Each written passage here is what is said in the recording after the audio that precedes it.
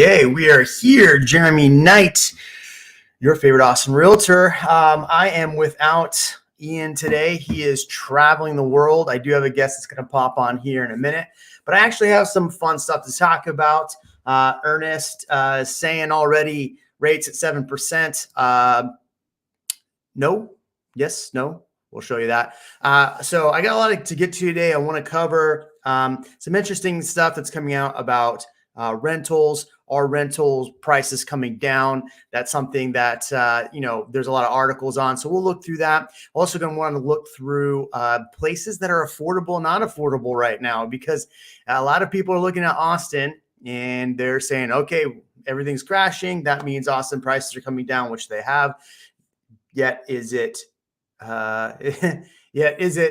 one of the fastest declining? We're going to look at that. So quite a few things to get to. And then I've got a spooky treat for you at the end. So hello, where are y'all coming in from, by the way? Phil C, what's up? Good to see you again.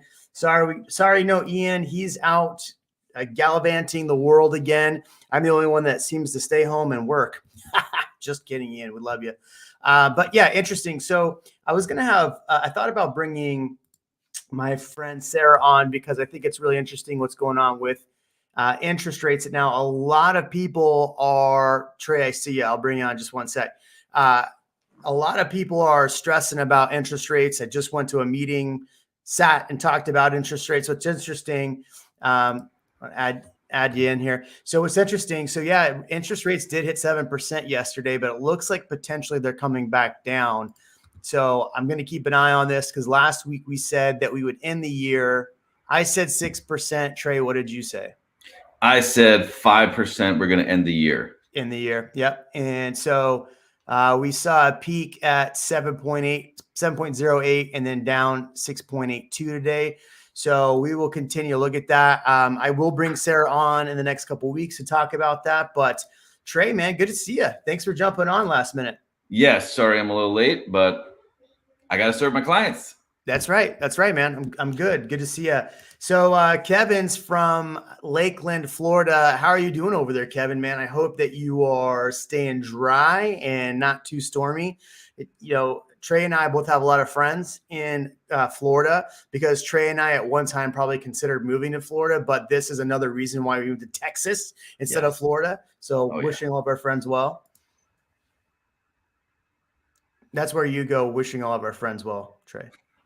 Oh, yeah. Wish everybody well. Stay safe. Awesome. Andrew, Dripping Springs is treating me pretty well, man. I'm not going to lie. We made a move outside of Austin not too long ago, and Dripping Springs has been pretty nice. No complaints. Trey, how's San Antonio looking right now, man? Well, San Antonio is very, very strange. They say keep Austin weird, but San Antonio housing market is definitely getting weird. Interesting. Yeah. It's interesting. So I have some articles here talking about the most expensive cities still and the more affordable cities. And so we're going to talk about that here in a little bit. Where would you think, let me ask you this before we get too into that. Where do you think San Antonio would list or be on the list for fastest declining cities? Would that be on the list? Oh, I mean, I'm not saying this because I live here, but I would say San Antonio will not decline. And I say that because as a city, we're the most affordable, we're the cheapest, and commodities are less. Moving is just plentiful with all the space we have here. And I just don't think that we're going to make that list. All right. Okay. What about most affordable? Where do you think San Antonio would be on most affordable list? Oh, so there are more affordable cities, definitely. The major cities in Texas, I think it is the most affordable, but I think there's definitely other places that are more affordable. I'm shaking my head no. All right, so we're going to get into this real quick. So a couple good articles that popped up recently. Let's add this back in. All right, so rental climate. So this is out from Austin Business Journal. Rental climate puts homeowners HOAs on collision course. So pretty decent article in here. Really what I wanted to get at about this is they were talking about in this article that more and more homeowners Instead of listing, they're going to put their homes up for rent. And this is something I've been talking about last week I brought up in a couple of videos. And if you didn't see my video from yesterday, you got to hit pause and go watch my yesterday's video that landed talking about price decreases for new construction. We'll talk new construction in a little bit, but you have to see that video. Go watch it. It very good video.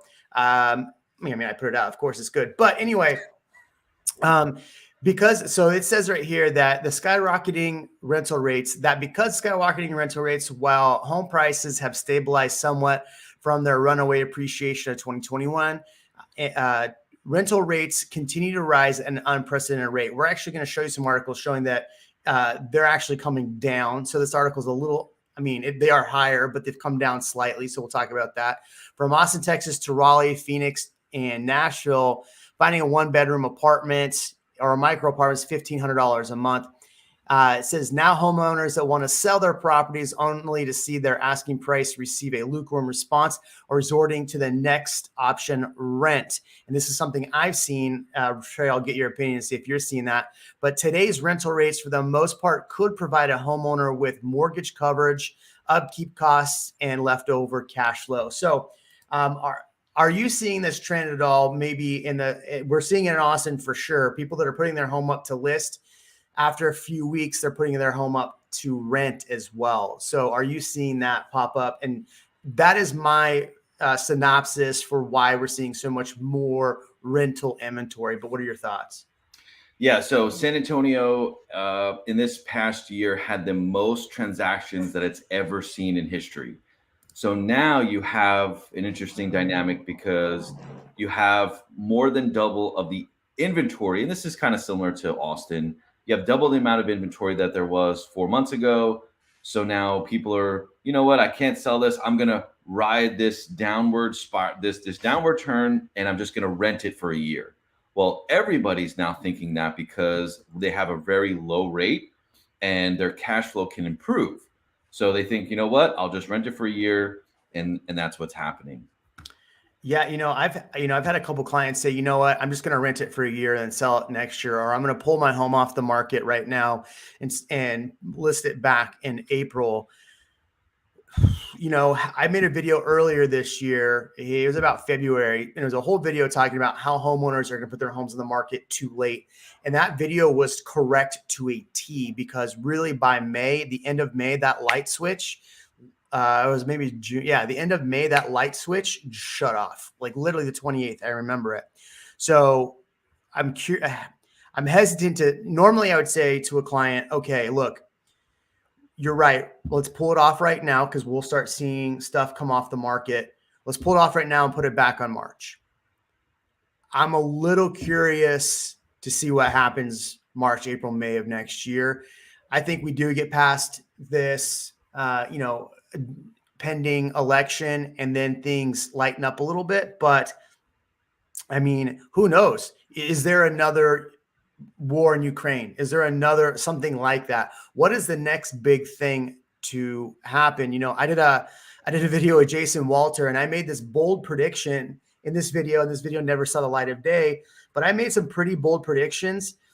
If I put that video out on YouTube, it would get demonetized and taken down right away of what my bold predictions were. But in the video, I said, we didn't know that the pandemic was going to happen. So I'm telling you, in the beginning part of next year, we filmed this in December of last year, that there's going to be some catastrophic event happen that we couldn't have seen. Sure enough, the whole the war in Russia is happening right now. So that was the unforeseen thing. So anyway, sorry for that weird tangent, but Forbes says that, so this article says obviously that rents are rising. So maybe that's why we're seeing more people go towards rentals, just like you said. But rent drops off for the first time in the housing market in nearly 2 years. So this article definitely pegged Austin in it, but it's interesting to see because it also went on to talk about the least affordable markets, and Austin was still not on the least affordable markets. So your thoughts on, I want to get your thoughts. Do you think that rental rates are coming down in your area? So it's very similarly in San Antonio. Rents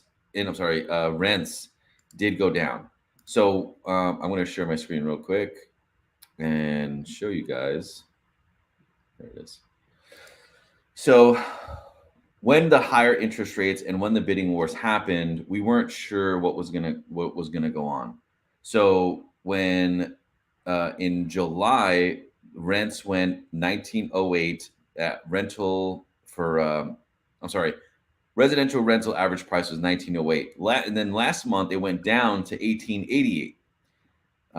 So being that it went down, I don't I feel like that people are not, it's this uncertain time where you had this big wave of houses that are, selling at a higher price. Now with rates even higher, I mean, I feel like the rents should have gone up because the demand of renting is, better to do, but it actually went down, which is kind of strange. And now it may be institutional buyers that are just buying up these single family homes in all Texas major cities. And now there's too many rentals and too much availability. That could be it because people aren't really, or they're not buying as many loans as they were. So what's in this article, it says, although 1 month of data does not signify a trend, CoStar latest report reveals that you have what we've been seeing is expected is a correction in the rental market.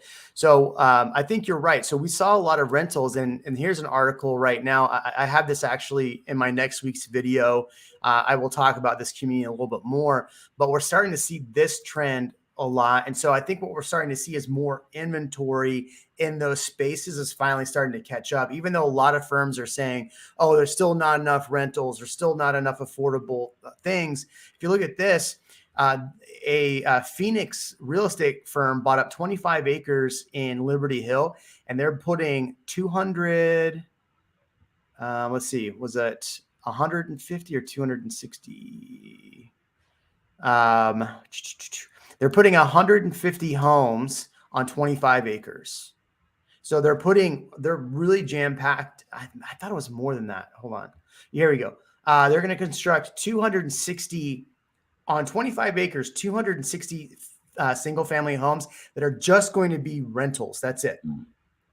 So we're starting to see this trend where you're having more of these companies, instead of building single family to sell, they're building single family to rent. So I think that this will impact the rental market and soften some of those rentals. When we see that, it's way down the road. I mean, this development's just started. There's a lot of push for rentals. If you look at the Austin market, I think Austin has some of the highest amount of, I'll have to find an article on it, but the highest amount of rentals coming online. So when those hit, I don't know, but that will soften the rental market. So I think what you're going to see potentially, and maybe you see something different, but I think that we start seeing prices really start to fluctuate and moderate where they're not seeing big spikes. The problem we're going to run into in the Austin area, and then we're probably going to run into San Antonio as well, and all the other markets, is that if we have more rentals hitting the market and investors stop buying them because prices aren't increasing with the appreciation of taxes, do property taxes come down next year? Yes, if property dude. taxes don't come down next year, I think this is going to be a world of hurt for a lot of investors. Yes. So I feel like the wave of investors, I know in Bexar County, which is where San Antonio is, 26 of the sales of Bexar County were investors, some kind of LLC or some kind of management company buying up these rentals. And I feel like they knew the appreciation was going to come. You have low rates, you're going to have bidding wars, and people are going to want to lock in their house sooner. But now every investor client that I've had or that I know, they're all saying, man, we're going to wait 30 days and we're going to buy everything. So I feel like they're just waiting for it to dip just a little bit more before they really pull the trigger to buy more investments. Mm-hmm. And even like wholesalers, flippers, I'm getting so many emails that are saying like, oh, this deal's available and that deal's available. I feel like they're going to get really, really rampant with it. Yeah. It's what's interesting with the market changing like this. you're picking up a property right now. I'm really starting to look at properties again because, the big critique for the Austin area was that prices got out of hand. And, having an asset like that you can potentially buy cash or go in with multiple people and buy assets that are cash, I think that's going to be something you're going to see, especially buying multi-door. So, you may see even more rentals on the market. So I'm curious to see how that shakes out. But I have a lot of investor clients doing the same thing. They're reaching out to me like, hey, if prices get to this, I want to find a home here, or where should I be looking now? So even one of the questions earlier here, and so this is a question I'm getting DM'd on Instagram all the time. Like this question I get DM'd all the time on Instagram. 4 to 5 years, what do you think Austin prices as well interest rates, as far as and then looking at Taylor and Lockhart. I got a video next week coming out where I'll talk about, I think, Lockhart a little bit. So I think you look at those places, as long as we continue to have growth in those areas and jobs coming here, I mean, it's going to be tough, because I think you're still going to have a big need, or a large need, for rental properties because of all the jobs coming here. And if it gets more affordable, more people will start to flock here. Maybe you have people that were looking at Florida go, man, I don't want to deal with a hurricane. Let's move to Austin or San Antonio instead. Yeah, I feel, as I definitely don't want anything to get destroyed or anybody get hurt, not one bit. But I think this is going to sway a decision where I want to live somewhere affordable. And Texas, just being known for its affordability, I think is going to drive the demand way up. So I do have an article here from the Lennar CEO, which is the second largest builder in the United States, who is saying that they're going to slash down prices. Sure. I want to see it. Oh, Lennar, hold on. Yeah. While you're doing that, how much, in your opinion, will prices dip in Central Austin? It's hard to tell, because right now I usually look at the trends, and usually this time of year prices are coming down in general. I've showed the charts several times. They come down this time of year. So I'm curious to see how much further they do dip. As I'm looking at the data and what's closing, I see prices, they might rebound slightly for, what month are we in? September?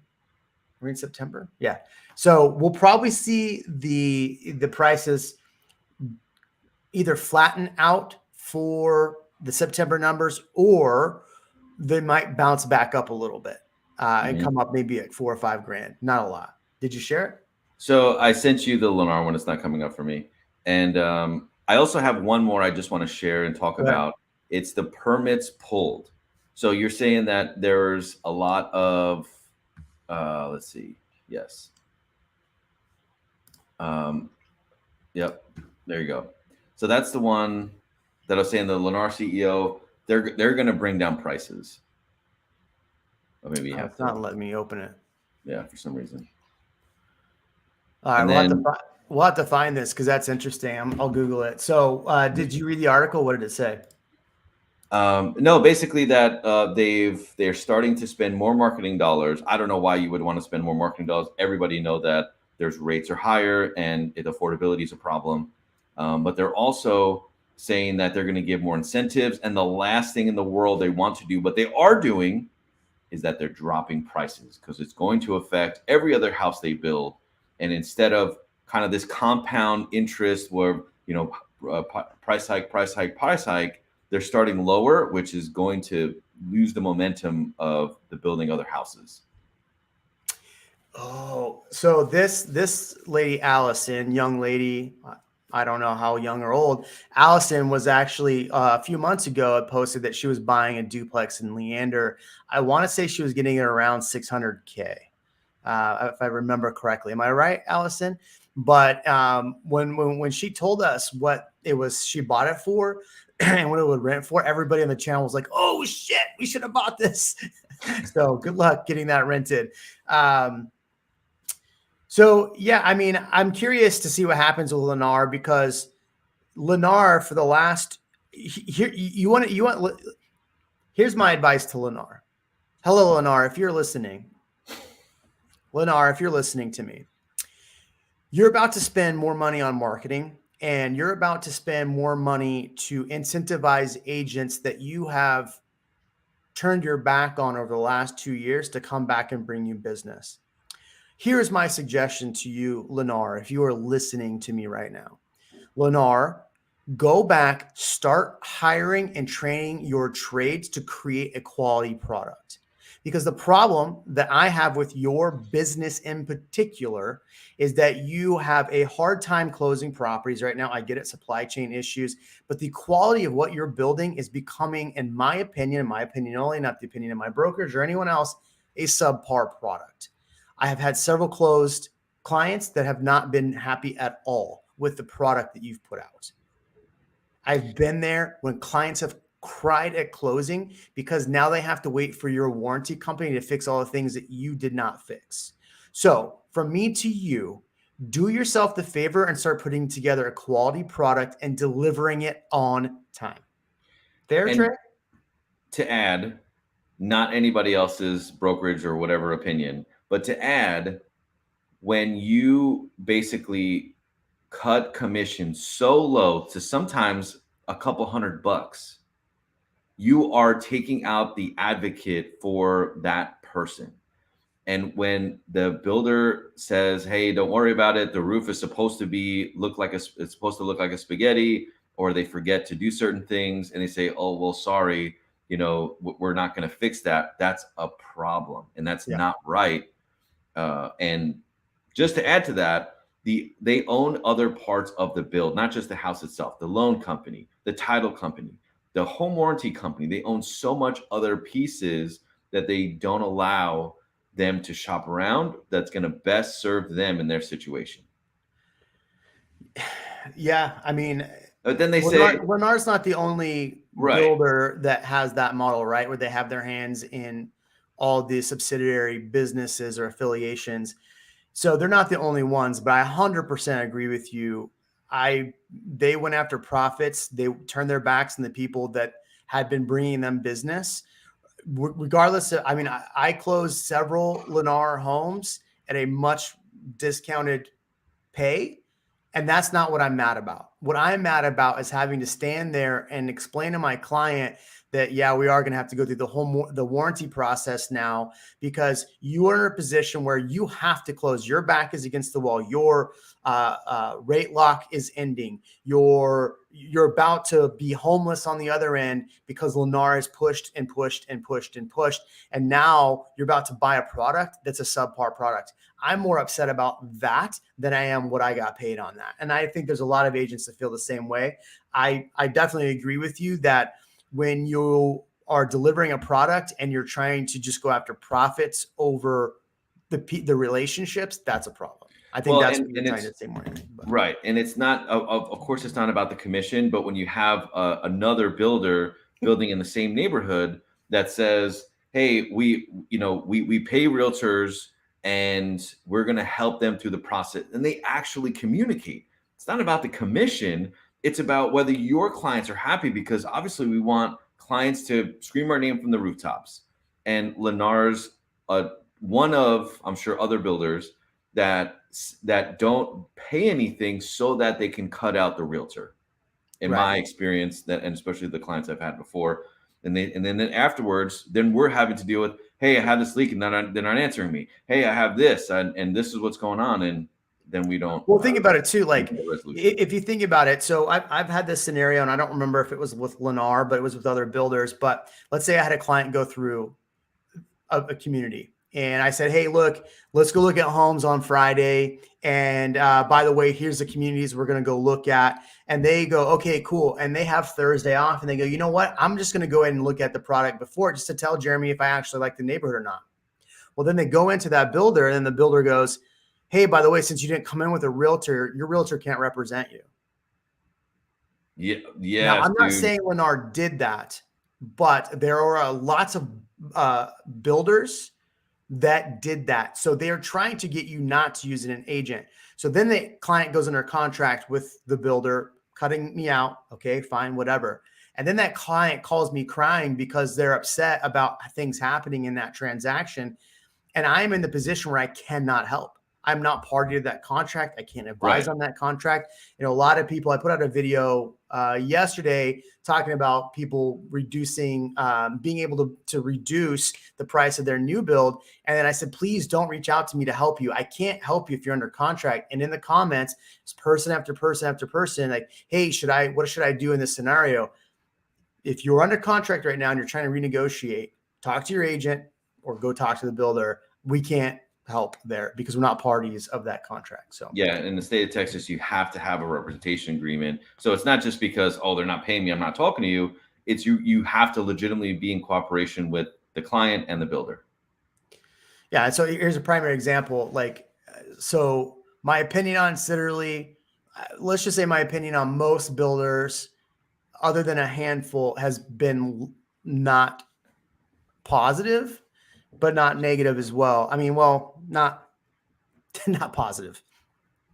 The thing with certain builders, and I'm not going to say Sitterly is one of them, but is they've been so strapped trying to get good quality trades that the trades are willing to go to other places for $1 more here, $1 more there. So it's taken so much. The supply chain. Look, the reason why we're running into a recession, Trey, isn't because people are too wealthy or whatever, or the economy's bad.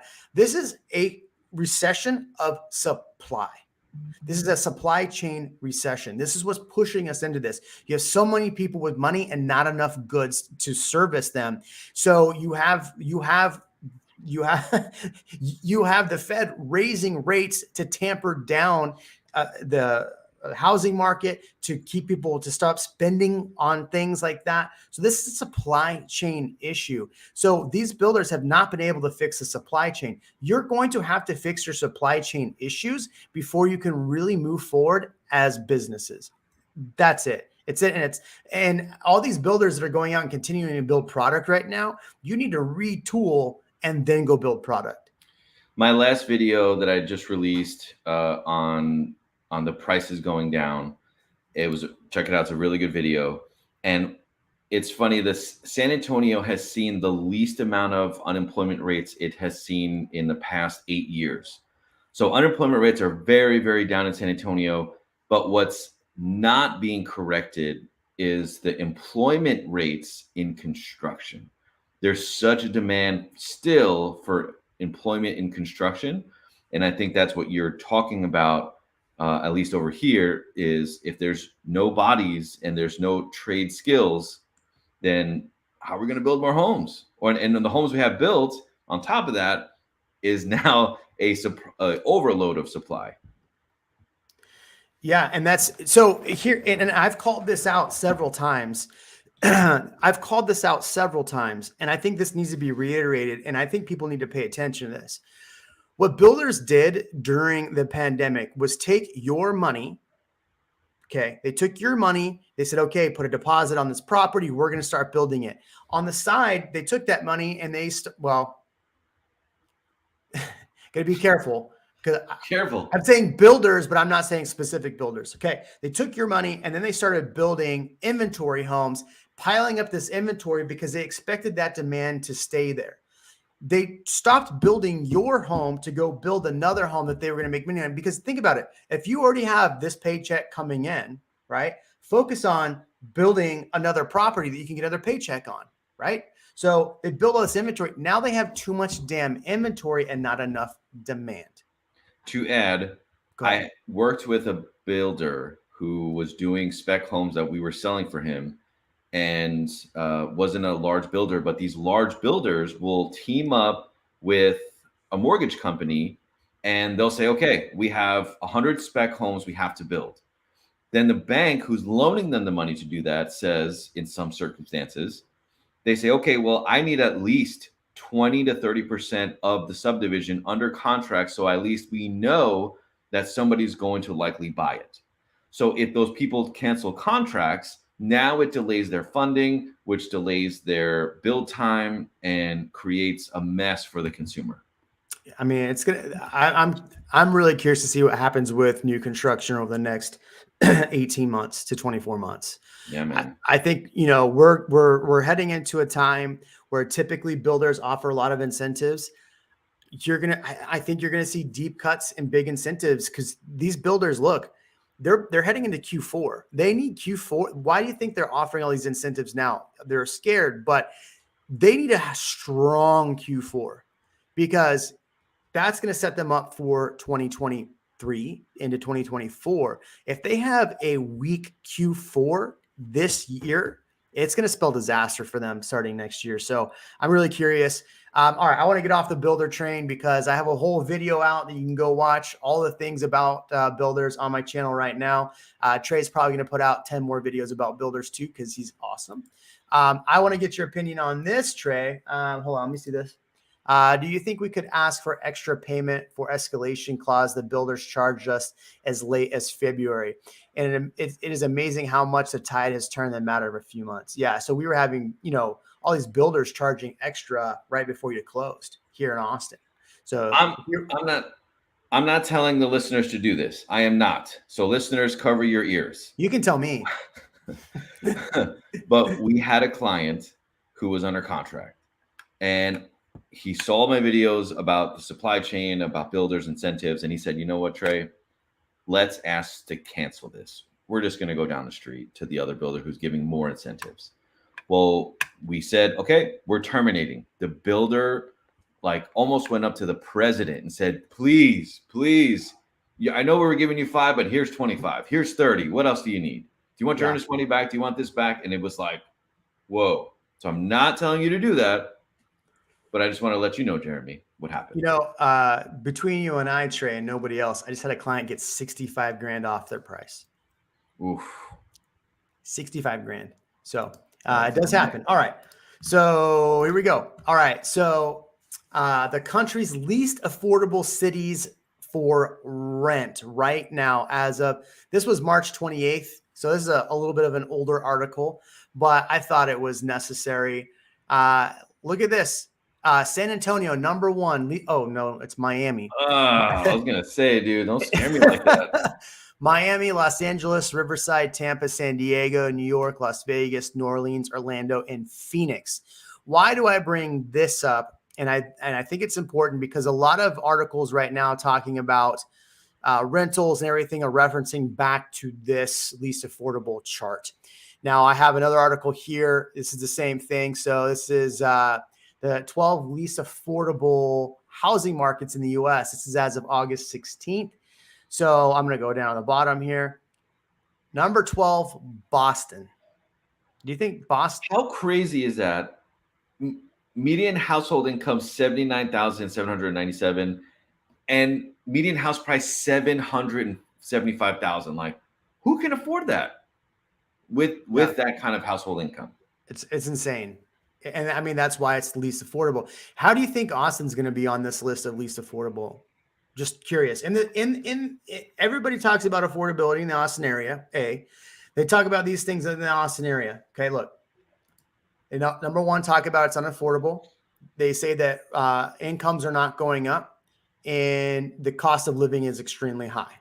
So I'm curious in the comments. I'm curious to hear from you. Where do you think Austin would be on the list of least affordable places to live? Just drop your comment below. What if we mention to builders that we are about to be priced out? If you have the opportunity to get the price lower, I would do what you need to do. Austin is not on it. Good vibes. Okay. Good to hear. Good to hear. Okay. People are wondering if we fired Ian. Yes, Ian is officially no longer. Oh, wait, I'm kidding. He's on vacation again. It's a good reason.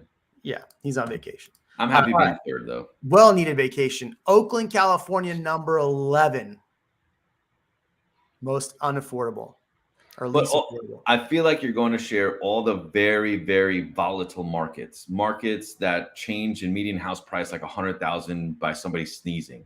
Yes. That's interesting that you say that because we are going to get to this article right here. Oh, where's it at? Oh man, I can't. It says these are the 10 U.S. cities where housing markets are cooling the fastest.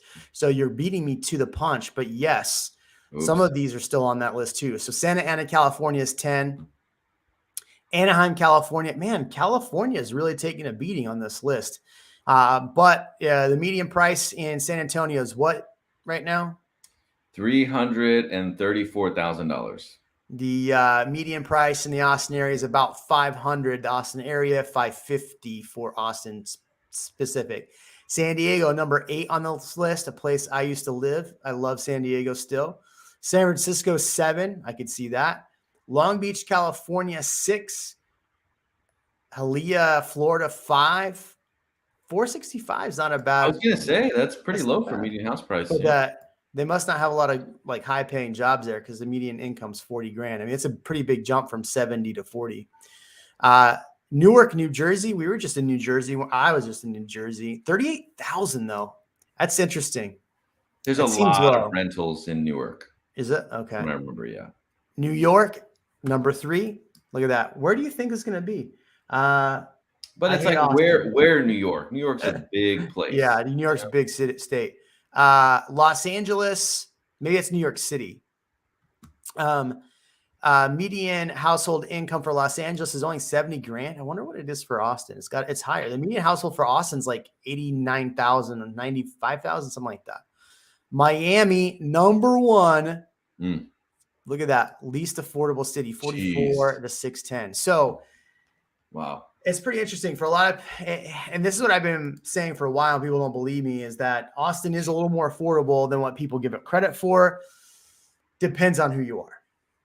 Right. And depends on where in Austin, right? Yeah. This guy, I can never say this guy's name. Johnsb hates Austin, only here for the money. Okay. Well, all right. I know you're real. Austin MSA median household income 2021 was 80. See, there you go. Look, 86,000.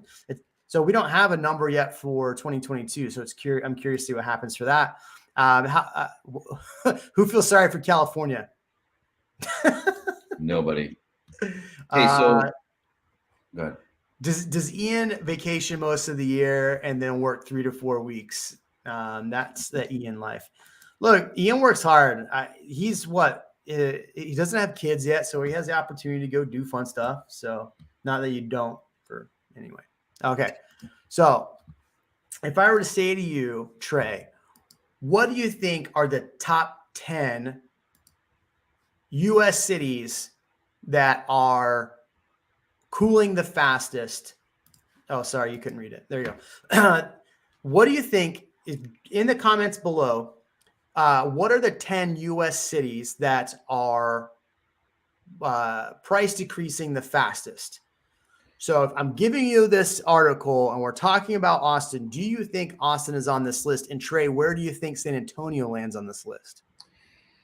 I don't think San Antonio. I know San Antonio is not the top 10. If it is, I'm going to turn in my real estate license just because I freaking track these numbers. Like the new owner of Calvary Realty is Jeremy Knight. Okay. San Antonio has the best culture and for diversity. Woo! I mean, I'm not going to crap on San Antonio, but we have an event for our brokerage in San Antonio, and I'm inviting everybody to come to Austin because it's way more fun. But all right, I digress. Okay, so let's go. Let's start this list here. Oh, I gave it up. Seattle's number 1. If you saw a sneak peek, let's start at number 10. Tacoma, Washington. All right. So Washington's on the board once already. Northport, Florida, number 9. Oakland, 8. Phoenix, 7. If you remember, 2 of those were on this list for at least affordable. Sacramento and Denver, number 5 for least affordable. They tied for the worst. Tied, yeah. And we've had Sacramento people on here before and Denver people. So what's interesting is a lot of people in Austin are leaving for Denver. So curious. Number 4, San Diego. Hey, Trey, by the way, did you see that Austin has the better taco Oh city my God, here we from go. San Diego and San Antonio? They obviously didn't visit San Antonio. They just, I don't know, Googled it or something. Not many people saw my reel on that, but Austin was number 1. San Jose, number 3. Las Vegas, number 2. Oh, Allison Hey, had it. look at that. Seattle. Allison K. Not one Texas city was on this list. So let's actually look at the larger list. Vegas has to be on the list. Yep, Allison's right. Good job, Allison. Ernest says Austin's not on this. Must be. Yeah, man. Those Torchy's workers must be voting this list that list up because Torchy's is not my favorite. But all right, let's look at this list from Redfin. So here's what's interesting. If we look at this list, Austin is in fact in the top 20 list. But here's what's pretty interesting about this list. If you look at this list, only 2 Texas cities are on this list, Dallas and Austin. I would have thought Houston might have made this list just because the income is a little bit lower there compared to Dallas and Austin. But Dallas is number 20. Austin, if this was the top 12, Austin and Raleigh, North Carolina. But I'm curious to get your feedback on this and what you think about this, because obviously you're not in the Austin market, but would you have thought that Austin would have been, given all the news and negative press on Austin, but do you think Austin would have been higher on this list? No, actually, because of all the tech booms that happened in Austin in the past 2 years, I really didn't expect it to cool down as much as it did. I got to say, man, because median house income in Austin, just the job sources themselves, it's not what it used to be. I mean, Austin totally, in an outsider view, it totally flipped. And I really didn't think Austin would be on the list. Yeah. I think the list is really important because, look, if you're looking at places to start investing, these are places I'd keep an eye on, because if you're hoping to invest in an area where prices are declining and you can get back in, look, I think Austin may see a couple more months of declines, yet at the same time, I think, if we look at the trends for the last few years, it's all over the board, but I think we'll probably see a good flattening for the rest of the year. Last year I had said, look, I think 2022, we don't see as high of appreciation, but we maybe see between 9 and 12%. Austin hit 5% when those numbers came out a week ago. So it's pretty interesting to see, but Dallas definitely being on the list is eye-opening. Orlando, Florida. We have a lot of friends that have moved to Orlando over the last year. Jacksonville is on the list, pretty high up, as well. Tampa Bay's on there. Bakersfield, California, the armpit of California, the worst place to live, in my opinion. A lot of people were telling me a week ago that Bakersfield, a lot of people from San Francisco are moving to Bakersfield. I highly doubt that. I wouldn't move from San Francisco to Bakersfield. I don't like San Francisco, but I would never move from Frisco to Bakersfield. So anyway, any additional thoughts on this before we keep rolling? No, I kind of expected these cities, in any of these major cities that are known for very high median house prices, it's just jobs in general and people that can afford these house prices. It's not steady as it used to be. So I think the volatility is going to continue. But for Texas cities, I think Austin's the most volatile. I guess according to those listed, I was right.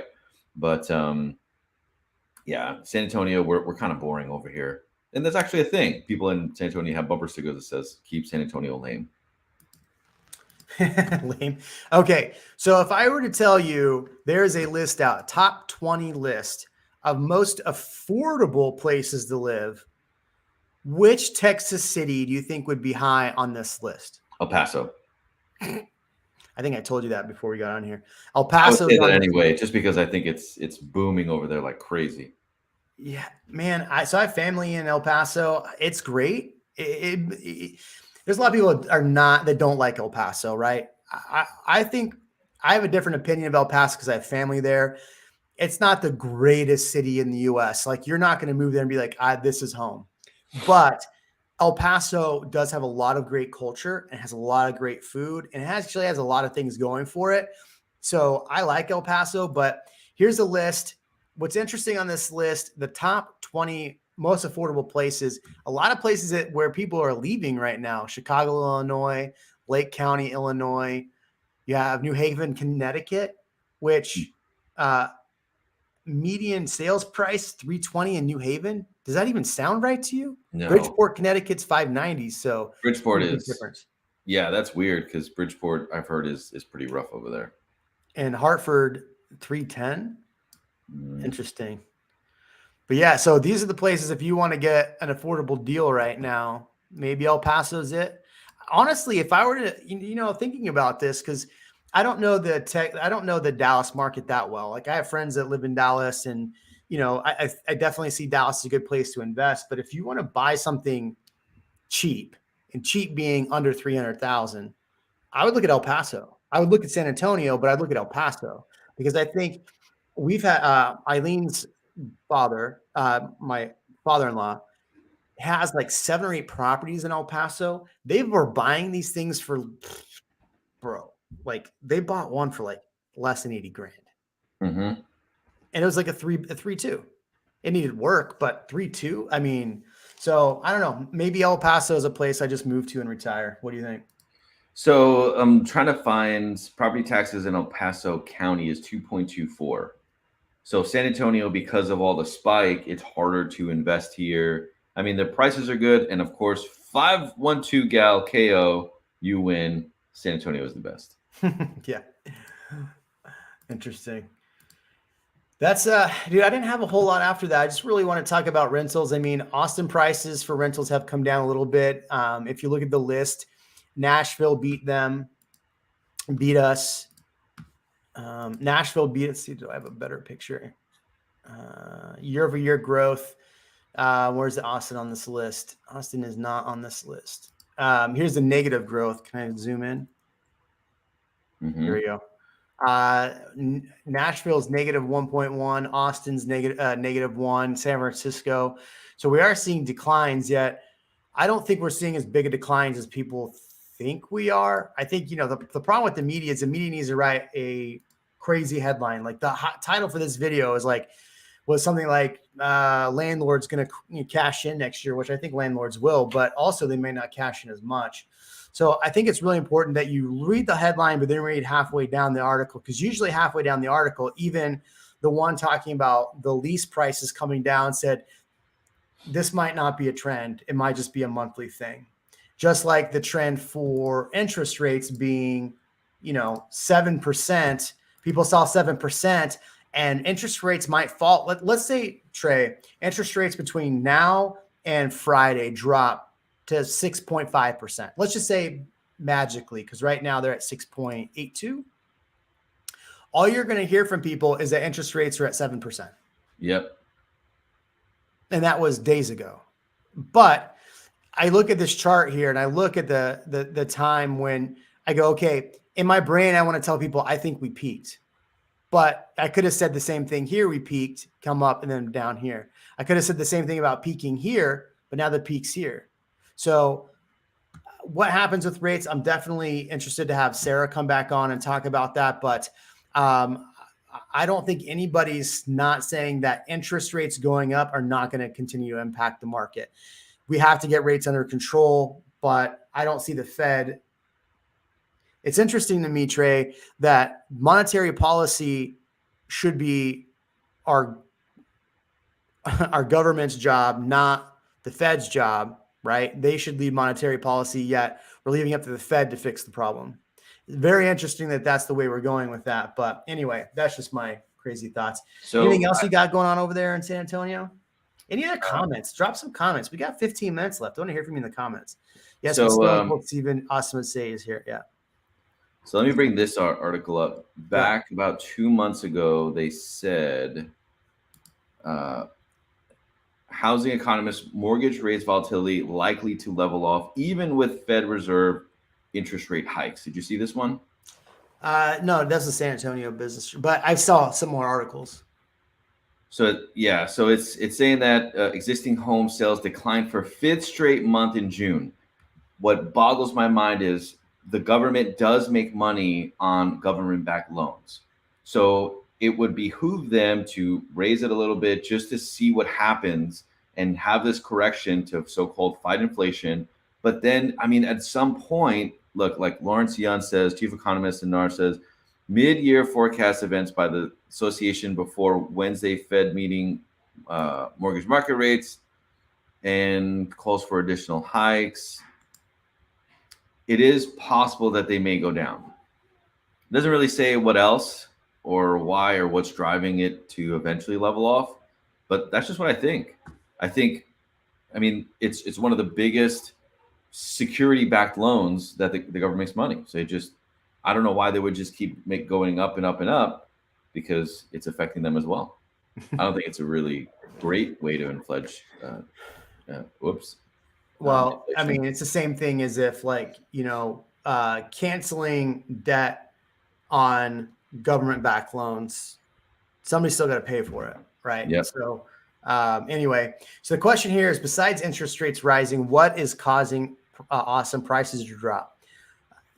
There's, I think, really three things that are causing prices to drop. And but curious question to you real quick, though. Are you seeing prices drop? And maybe I asked this earlier. Are you actually seeing prices dropping in San Antonio right now? Absolutely.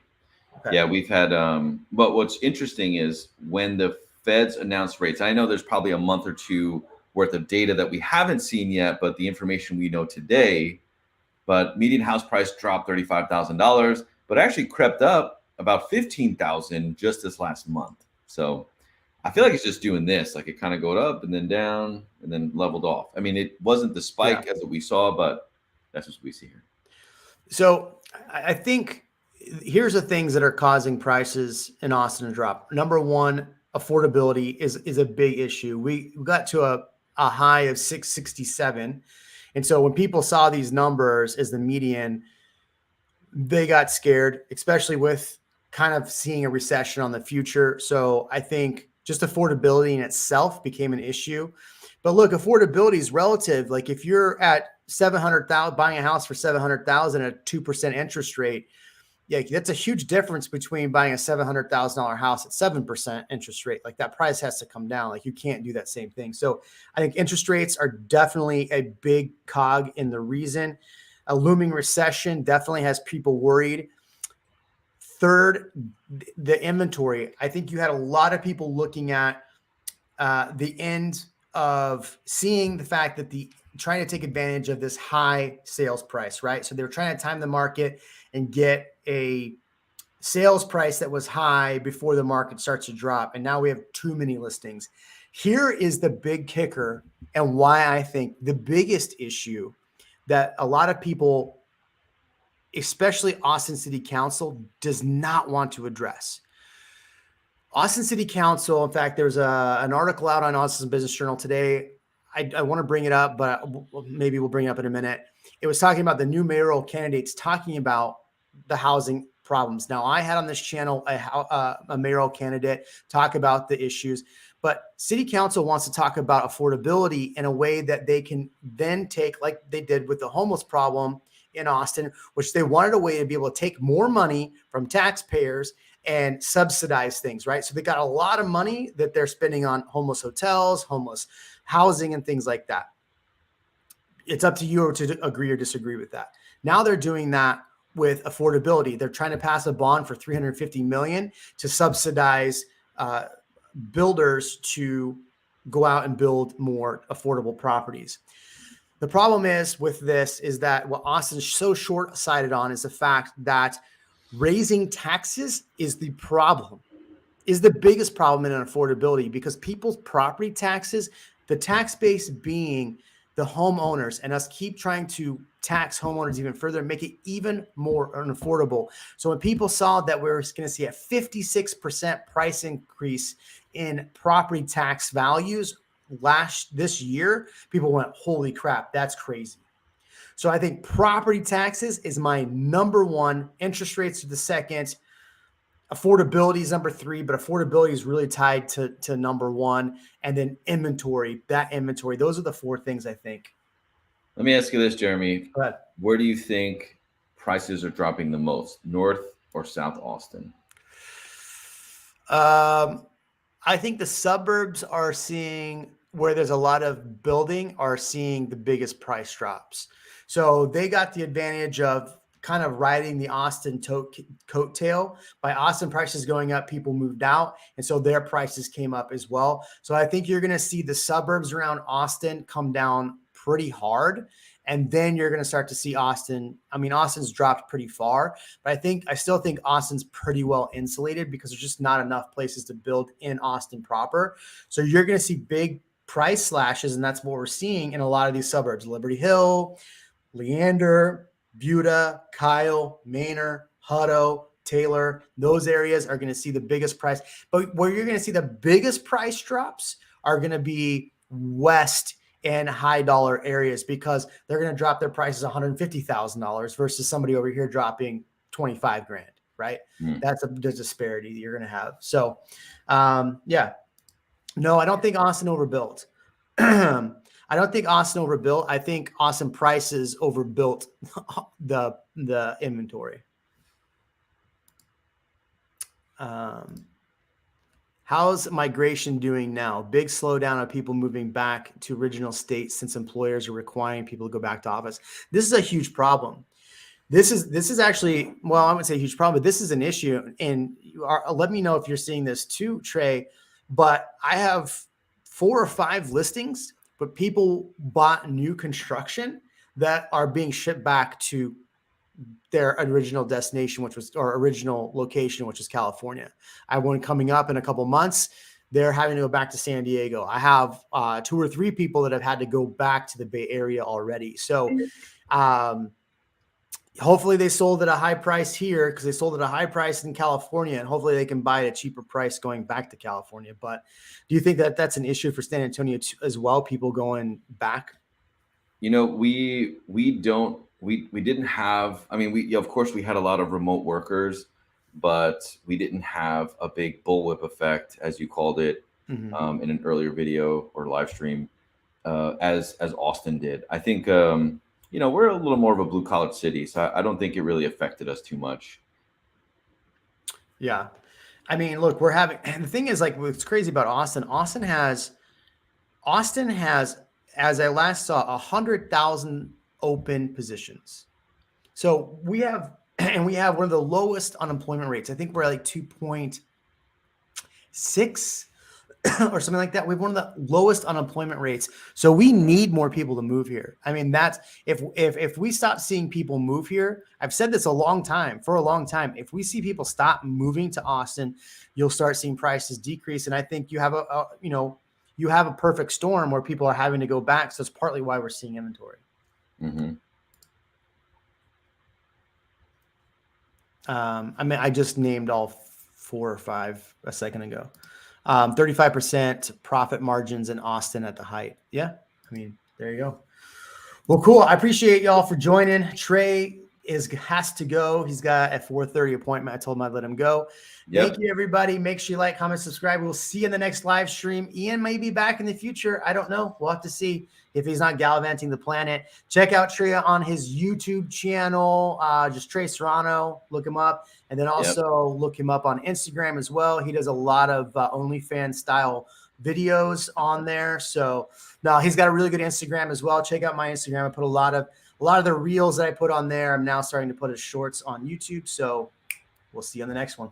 See you on the next one.